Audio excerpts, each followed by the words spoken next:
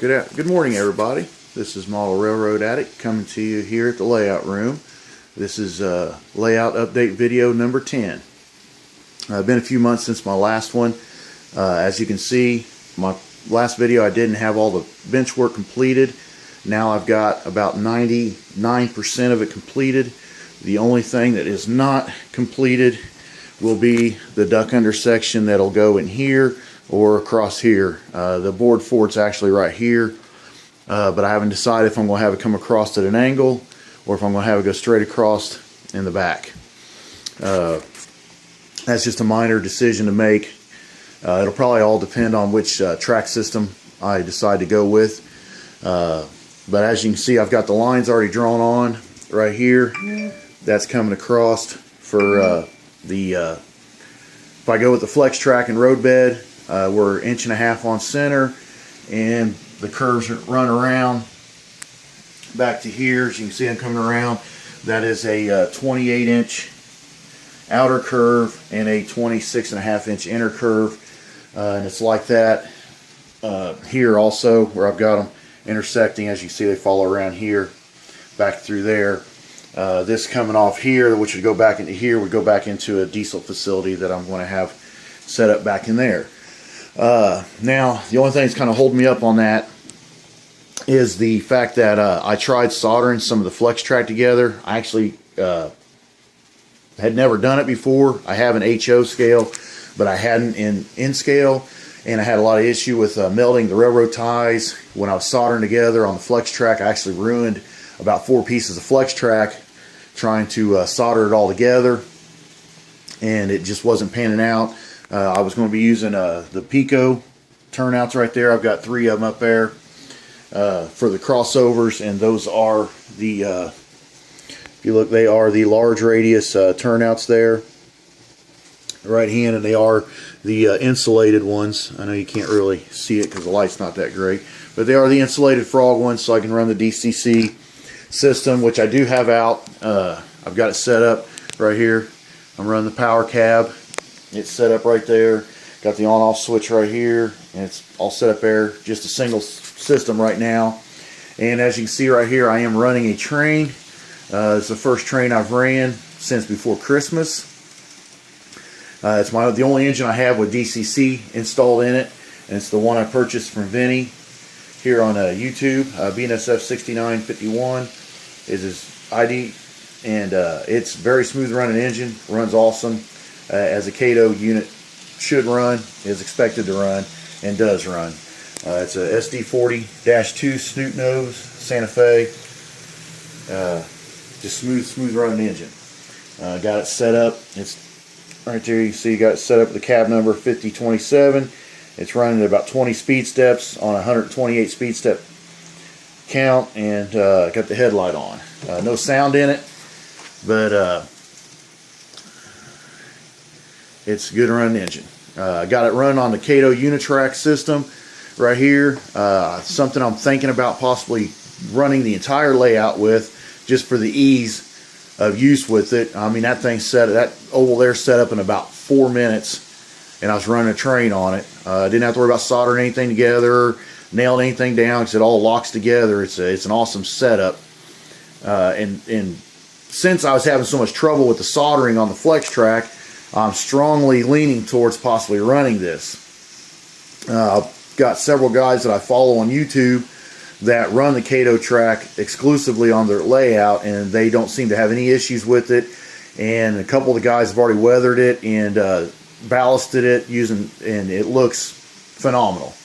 So just for sake of not having to deal with the issues of soldering and putting road bed down and flexing track and gluing it down and all that, I'm leaning heavily on using this track here. But like I said, with the turns I've got back here, 28-inch radius, Kato does not go that big on a radius to where I can run a double main. They do run, if you look on here in this sheet right here, they do run a, get that in, right here, they do run a 28-inch radius. It's actually a 28.25-inch radius because it's right here. It's actually a 28.25 inch, but the next track under is 19. And as you can see, it doesn't match up even. I'd have to run either these two or these two on the big radiuses, which this outer one right here right now, which just happens to be this 45-degree angle 13 3/4, is what I'm running right now. Right on this. That's what this is running right here. As you can see, I don't have, those two cars have some overhang, but the rest of them, not really much overhang at all. They run pretty smooth on the track, look pretty good. I know they wouldn't look as good as they do on that 28-inch back there. But as you can see, I'll let another one come through. It's coming back around here. And you can see there's not much overhang. It looks good. It's centered on there pretty decent. I think it'll be just fine. So I'd probably run that with the outer. And obviously this next track section in right here for the inner. And that one is the 12 3/8 inch, 45-degree radius. So that's what I will more than likely end up trying to run, just for the sake of not having the trouble of gluing and soldering and all that. What I'll probably do, like with these Pico ones over here, is I'll use those in the engine yard, because if I get the Walthers car shop and convert it into a diesel shop, I have to have the track running through the base plate of it, and I can't really use the Unitrack for that. So I'd have to use Flex Track in there, so I'd probably just run it out and use the switches. And Kato makes a adapter track that goes from their Unitrack system down to the Flex Track that I could use, and it hooks right into it. So that's probably what I'll do in the engine shop, and I'll probably use this Kato Unitrack everywhere else on the layout. But I thought I'd go ahead and get a video up here just to show you guys that what I've done here in the last couple of months. I know it's not a whole lot to get done compared to what some guys do in the time frame since my last video, but I just haven't had the time to work on it like I planned on having or wanted to have. But I did get some of the tabletops done, everything but the duck under, and everything is secured in place. So it's all ready to go. Start laying some track down. I'm probably seriously leaning towards using the Kato track versus the regular track. It'll be running on the NCE power cab system. Eventually I'll probably jump up and buy that SB5A or whatever it is, the 5-amp upgrade from this, and use it. And I'll probably just use this power cab thing somewhere on the layout. I'll mount it just to use and put a program track. I'll probably put some track in that and leave that there, and use it for a programming track only, and use the power cab for that, so I don't have to have it up on the layout.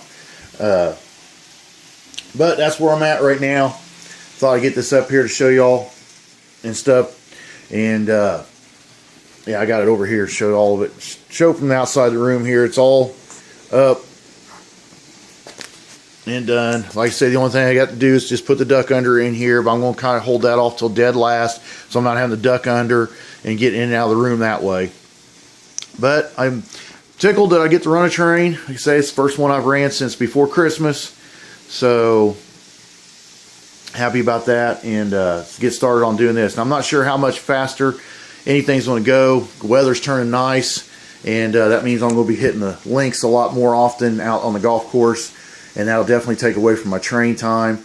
But on the rainy days and stuff that I can't go golfing on, I'll spend some time in here, get to some train stores, and get some more track laying down, and get what will look like the beginning of a very nice in-scale layout. So until the update number 11, I'm going to go ahead and sign off and talk to you all later.